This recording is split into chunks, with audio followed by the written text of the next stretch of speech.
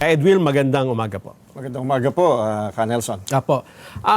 Ito pong pagdagsa ng mga tao sa White Plains, sa Quezon City, at meron ding nakita dyan sa Liwasang Bonifacio, ang iba po inatanong na sila daw po pala ay membro ng Iglesia ni Cristo.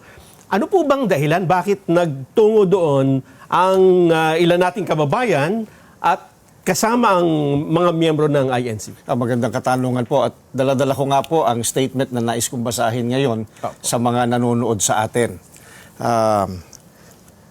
Narito po ang statement ng Iglesia ni Cristo. Hindi tutol ang Iglesia ni Cristo sa pagpapatupad ng batas, pero tutol kami sa pagbaluktot sa batas, lalo na kung ang layunin ay para pagtakpan ang katiwalian. Gaya ng alam ng marami, si Senator Dante Marcoleta ay nanguna sa pag-iimbestiga sa isa sa pinakamalaking pandarambong na naganap sa ating kasaysayan.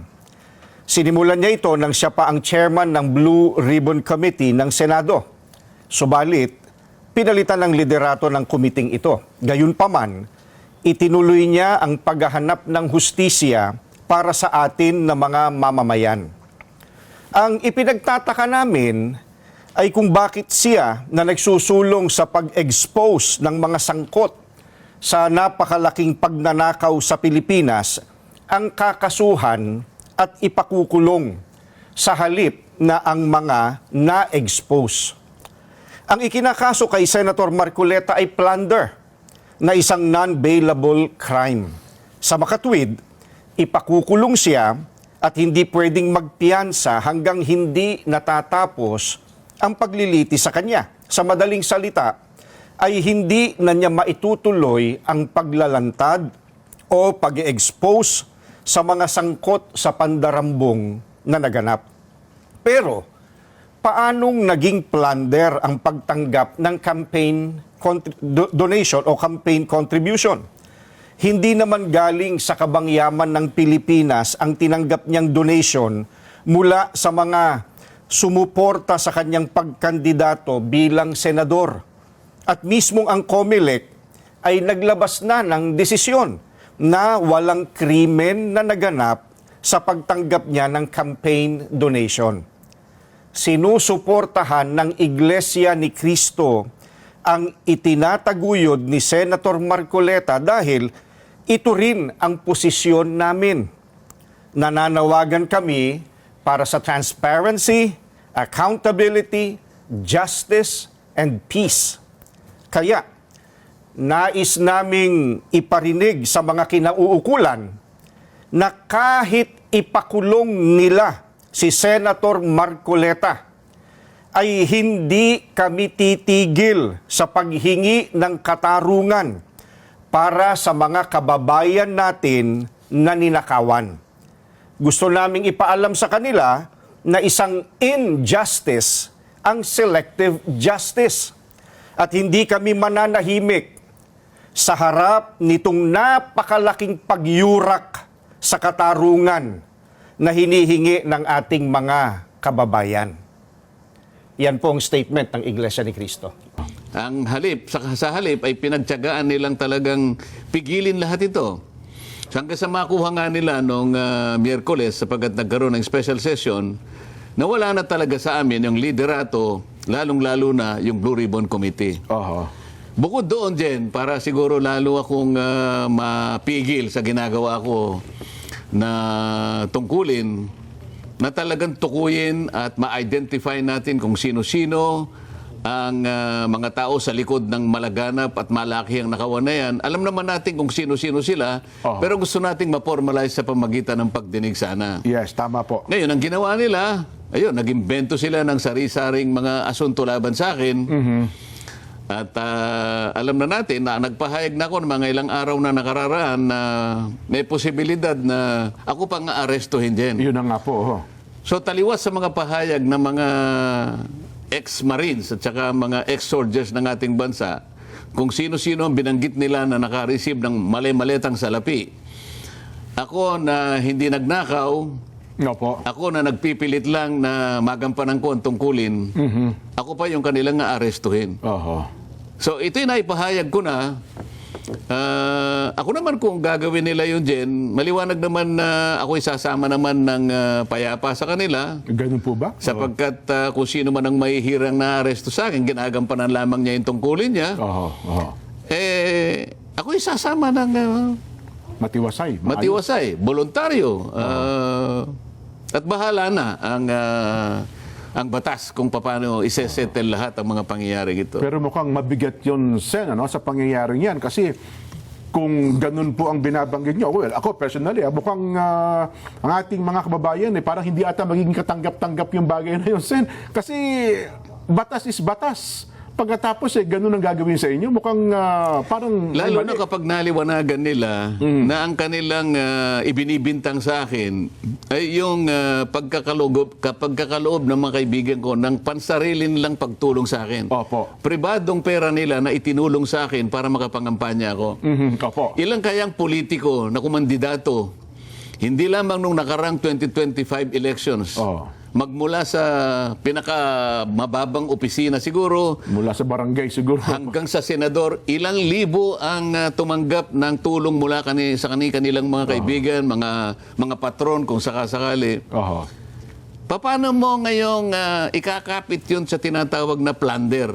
Yun. Diyan yung plunder kasi may kinalaman doon sa pagnanakaw mo ng salaping bayan. Sa lapi ng bayan po yun. O kaya kinonekta mo doon sa pangangako mo na bibigyan mo sila ng kung anong Ng klaseng pabor, pabuya Opo. o pangako na ginagamit ko yung aking opisina. Oho. Pero sa panahon na yon, naipaliwanag ko, nung ako'y kumakandidato, bukod sa kalabang ko na yung liderato ng Congress nung panahon na yon, Oho. nasa number 31 pa ako sa survey. Totoo po. Sino ako para mangangako sa kung sino man ang gustong tumulong sa akin? Kung mangako man kayo, baka sabihin, niloloko mo ako, wag ko na mangako. Oo, ang totoo niyan. Sabi ko sa kanila, wala naman akong may papangako sa inyo. Sabi nga ni Mike Defensor, huwag ka na mangako kasi ginagawa lang namin dito, kaibigan ka namin. Yes po, Alam namin na wala ka naman sa posisyon ng mangako, number 31 ka nga eh. Ako nga nalulungkot. Kasi baka mamaya, hindi mo makaya na sa dami ng ipinagod mo, matatalo ka rin kasi number 31 ka eh. Oho. Pagdating naman sa Kongreso, tinanggal ako sa lahat ng aking committees, tinanggal ako sa CA, pati yung aking ibinibigay na tulong sa tao, yung AX, yung tupad, pati yung panggamot, inalis lahat sa akin. Kulang na lang, pati sweldo niya ata, alisin eh. Hindi naman pwede na alisin yun. Yung sweldo na lang ang natira sa akin, yung allowance tinanggal din nila. Yes po. So sino si Rodante Marcoleta na mangako, na mag-commit na kapalit ng anuman ng may tutulong Mga ninyo sa akin? pabor, Wala eh. So yun ang kinakapit nila, pribadong pera ay tinulong sa akin, paano naging public? Paano naging plunder yun? Oho.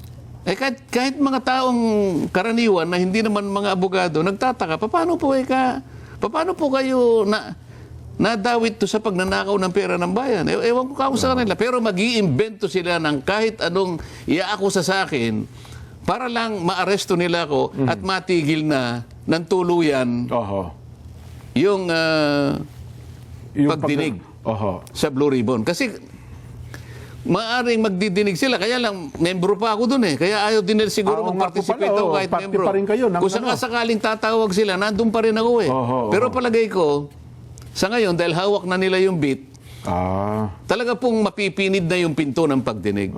Talaga pong yung issue ng pagnanakaw na yan, tuluyan na pong malilibing yan. Malilibing na po hanggang sa akala nila malilimutan ng taong bayan. Ewan ko lang, malilimutan ng taong bayan yan. Pero, Sen, gaano kaseryoso ito? Kasi nung isang araw, napanood ko rin po kayo na nagbigay kayo ng pahayag ukol sa ng posibleng pag-aresto nyo. Pero gaano sila kaseryoso? Ano hong nakikita nyong dahilan para talagang isakatuparan po itong pag-aresto sa inyo? Ang nakikita ko sa kanila, dahil alam nila na pagtama, ilalaban ko kahit saan kami makarating. Ay, opo. Ipinakita ko na, nung nakaraan, yung CA, sinabi ko, mali po ito sapagkat nakalabag po tayo sa isang batas na tayo pa rin ang gumawa. So nakikita na lang sa huling pagkakataon, kung ano yung tama, kung ano yung batas, pinipilit ko. Na ipaalam sa ating mga mamamayan. Ngayon, naharap tayo sa impeachment. Siguro iniisip nila, kapag kakasama na naman yan, Akala nila na naman, ako naman kasi, wala akong papanigan dito. Kung ano yung totoong nalalaman ko, kung ano yung batas nalalaman ko, palagi akong ganun consistent ako dun Siguro pati yun, ayaw nila. Well, kung nagawa po nila ito kay Senador Jinggoy, dalawa rin yung kaso sa inyo, indirect bribery at saka yung plunder. Indirect bribery, kasama raw yung PD 46, pero magpisang buo ito Ano ho ibig sabihin nun? Tumanggap daw ako ng gift. Habang kayo ay nasa posisyon, congressman daw kayo ng time na yun, no? Oo, by reason of my position.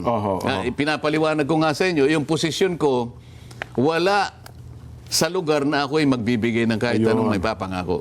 Dahil number 31 ako sa survey. Minsan nga, nagamit kong halimbawa kahit hindi tama. Si Saito halimbawa. Yan, opo. Kunwari lang dito. naman. Opo, kasama natin dito. Kunwari lang naman ito, para lang maintindihan ng lahat. Simpleng paghalimbawa. Simpleng tao yan, pero alam niya na hindi sa tataya doon sa kabayo sa karera, kundihado yun. Ay, siyempre naman ho. Tataya siya doon sa Llamado. Di ako Llamado, number 31 nga ako Kumbaga sa...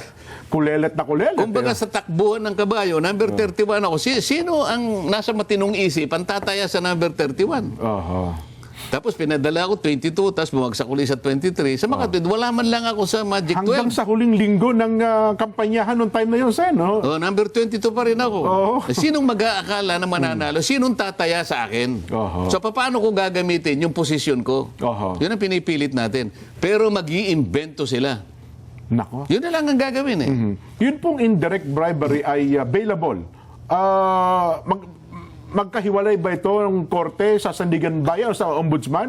Magkakasama yun ganun Maring po. iniwalay nila, pero pareho lang ang magiging suma total niyan Dahil, sabi ko nga sa'yo,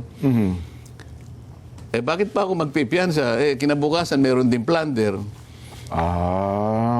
Pero as of now, sa mga sandaling ito, Sen, habang tayo nag-uusap, 451, meron na ba kayong nabalitaan na arrest warrant o ano ba na para kayo po ay... Nabalitaan ko na. Kaya nga ako nagpapahayag ngayon. Kung sakasakali pong ituloy nila ang pag-aresto sa akin, ako po isasama sa kanila peacefully.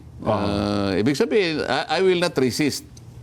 Sapagkat tungkulin po yun ng arresting officer. Opo. Alam ko naman po yung tuntunin kung paano ka arestuin. Opo. Talagang ganyan ako naman ay dahil sa ginawa kong pakikipag